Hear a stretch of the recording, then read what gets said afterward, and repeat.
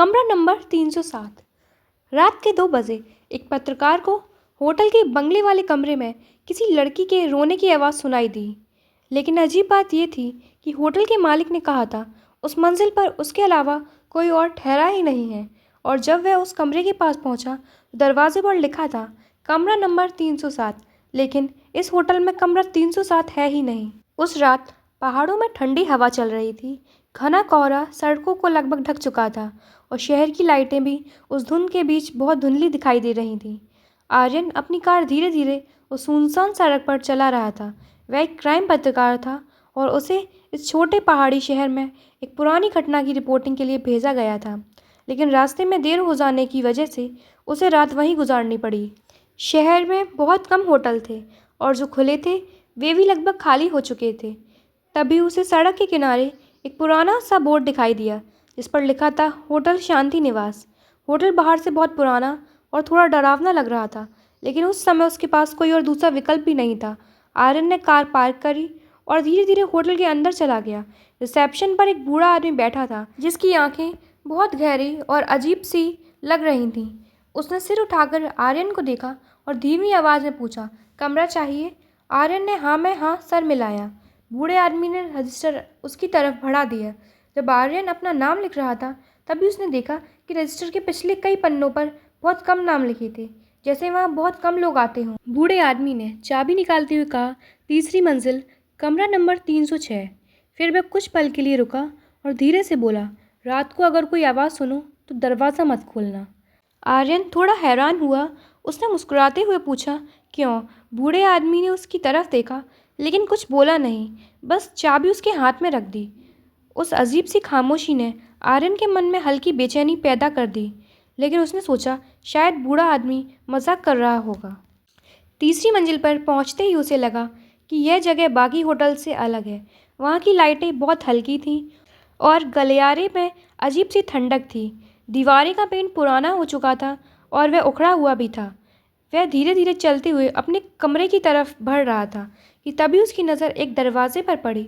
उस दरवाजे पर नंबर लिखा था 307 और वह थोड़ा सा खुला हुआ था।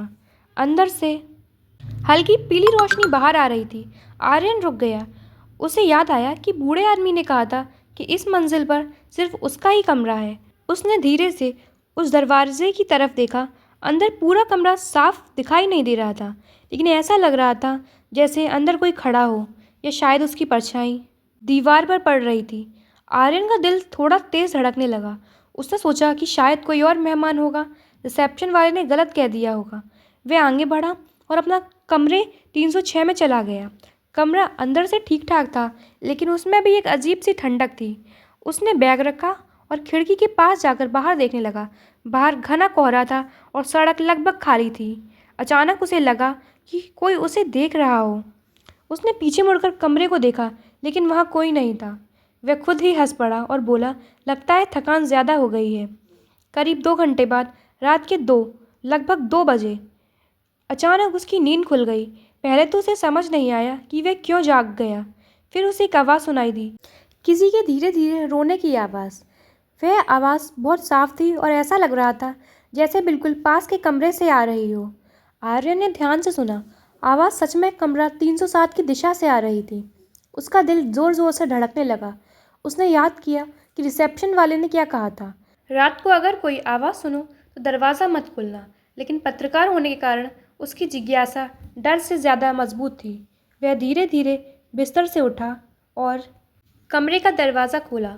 गलियारे में वही हल्की रोशनी थी। रोने की आवाज़ अब और ज़्यादा साफ सुनाई दे रही थी।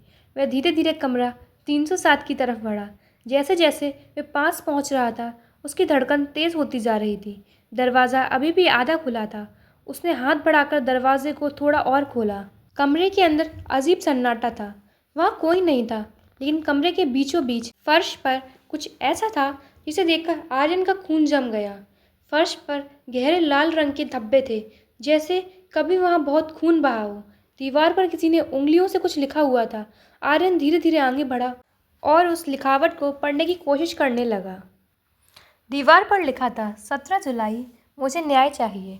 उसी समय अचानक पीछे से गलियारे की लाइट झपकी और बंद हो गई। पूरा फ्लोर अंधेरे में डूब गया। आर्यन घबरा गया और तुरंत पीछे मुड़ा। तभी उसे लगा जैसे उसके पीछे कोई खड़ा है।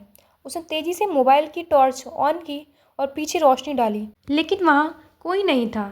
अचानक उसके फ़ोन में एक मैसेज आया। नंबर अननोन था। मैसेज में सिर्फ एक लाइन लिखी थी, तुम बहुत देर से आए हो आर्यन। यह पढ़कर उसका दिल जैसे रुक गया हो। उसने तुरंत कमरे के बाहर देखा। गलियारा खाली था, लेकिन तभी उसे धीरे धीरे कदमों की आवाज़ सुनाई दी और वह आवाज़ सीधे सीढ़ियों की तरफ से आ रही थी। गलियारा पूरी तरह से डूबा हुआ था अंधेरे में। कदमों की आवाज़ अब बिल्कुल पास आ चुकी थी, लेकिन डरावनी बात यह थी कि सीढ़ियों पर कोई दिखाई नहीं दे रहा था। अचानक कमरा नंबर 307 का दरवाज़ा अपने आप धीरे धीरे बंद होने लगा और उसी पल आर्यन के फ़ोन में एक और मैसेज आया। अगर सच जानना है तो कल रात 3 बजे तहखाने में आना, लेकिन सबसे बड़ा रहस्य अभी बाकी था।